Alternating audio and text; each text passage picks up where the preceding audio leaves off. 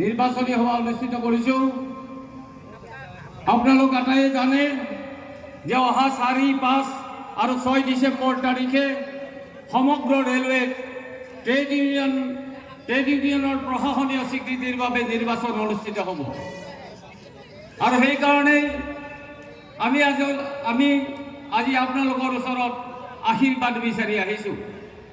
আমি আশা কৰিছোঁ যোৱা 2টা নিৰ্বাচনত যেনেধৰণে আপোনালোকে আমাক আকুণ্ঠ সঁহাৰি জনাইছিল, যেনেধৰণে আশীৰ্বাদ দি জয়লাভ সাব্যস্ত কৰাইছিল, এইবাৰৰ নিৰ্বাচনতো আপোনালোক আটাইয়ে NF ৰেলৱে মজদুৰ ইউনিয়নক বিপুল ভোটত জয়যুক্ত কৰিব।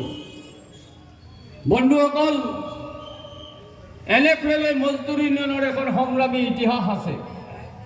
আজি সেই ইতিহাসৰ কথা মই আপোনালোকক ক'বলৈ নাযাওঁ, কাৰণ আমাৰ যি দীঘলীয়া সংগ্ৰামৰ ইতিহাস, সেই ইতিহাস ইয়াত কৈ শেষ কৰিব নোৱাৰি। কিন্তু আমি দেখি আচৰিত হৈছোঁ যে কিছুমানে এই NF ৰেলৱে মজদুৰ ইউনিয়নৰ সংগ্ৰামৰ যিটো ইতিহাস, সেই ইতিহাসক উপলুঙা কৰি বিকৃতভাৱে দাঙি ধৰিবলৈ প্ৰয়াস কৰিছে। 2013 চনৰ যি নিৰ্বাচন হৈছিল, সেই নিৰ্বাচনত আমাক পৰাজিত কৰাৰ বাবে এটা সংগঠনে বিভিন্ন ধৰণৰ কুৎসাৰচনা কৰা আমি দেখিবলৈ পাইছিলোঁ।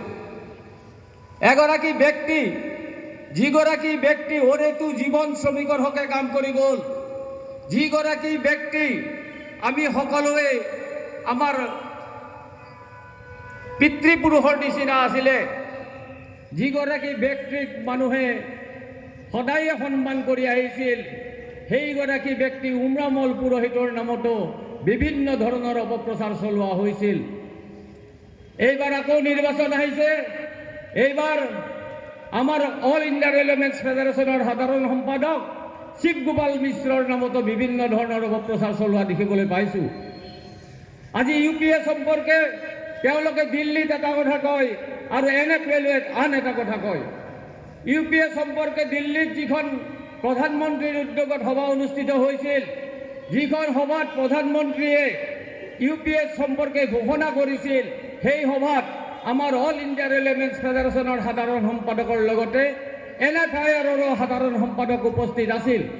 সেই ফটো আমাৰ আয়াত আছে, কিন্তু আমি সেই ফটোবিলাক মানুহৰ ওচৰত বিকৃতভাৱে প্ৰচাৰ কৰা নাই। অতি দুখ লগা কথা যে আমাৰ তেখেতসকলৰ সাধাৰণ সম্পাদকৰ ফটোটো কাটি আমাৰ সাধাৰণ সম্পাদকৰ লগত প্ৰধানমন্ত্ৰীৰ ফটো জইন কৰি বিভিন্ন ধৰণৰ প্ৰচাৰ চলোৱা হৈছে। এয়া তেওঁলোকৰ চৰিত্ৰ। আমি কেতিয়াও মিথ্যাচাৰিতাৰ আশ্ৰয় নলওঁ, আমি মিথ্যাচাৰ নহওঁ। আমি কৈছোঁ যে আমি UPS মানি লৈছোঁ, যিহেতুকে আমাৰ অল ইণ্ডিয়া ৰেলৱেমেন্স ফেডাৰেশ্যনৰ মানি লৈছে, গতিকে আমি NF ৰেলৱে মজদুৰ ইউনিয়নেও UPS আমি মানি লৈছোঁ। লগতে আমি এই কথাও কৈছোঁ যে UPSৰ দ্বাৰা OPSৰ যি ব্যৱস্থা আছিল, সেই আটাইবোৰ ব্যৱস্থা আমাৰ কৰ্মচাৰীয়ে পাব লাগিব। অৰ্থাৎ সকলো সুবিধা আমি আদায় কৰিহে এৰিম। এই প্ৰতিশ্ৰুতি আমাৰ অল ইণ্ডিয়া ৰেলৱেমেন্স ফেডাৰেশ্যনৰ সাধাৰণ সম্পাদকে ইতিমধ্যে ঘোষণা কৰিছে। আৰু আমিও কৈছোঁ, যেতিয়ালৈকে আমি UPSৰ নামত OPSৰ দৰে সম্পূৰ্ণ সুবিধা আদায় কৰিব নোৱাৰোঁ, তেতিয়ালৈকে কিন্তু আমাৰ এই সংগ্ৰাম অব্যাহত ৰাখিম। বন্ধুসকল, কোনো অপপ্ৰচাৰত আপোনালোকে ভুল নাযাব। NF ৰেলৱে মজদুৰ ইউনিয়নে সদায় শ্ৰমিকৰ হকে কাম কৰি আহিছে, বিভিন্ন সা সুবিধা আদায় কৰিবলৈ সক্ষম হৈছে একমাত্ৰ আপোনালোকৰ সহযোগত।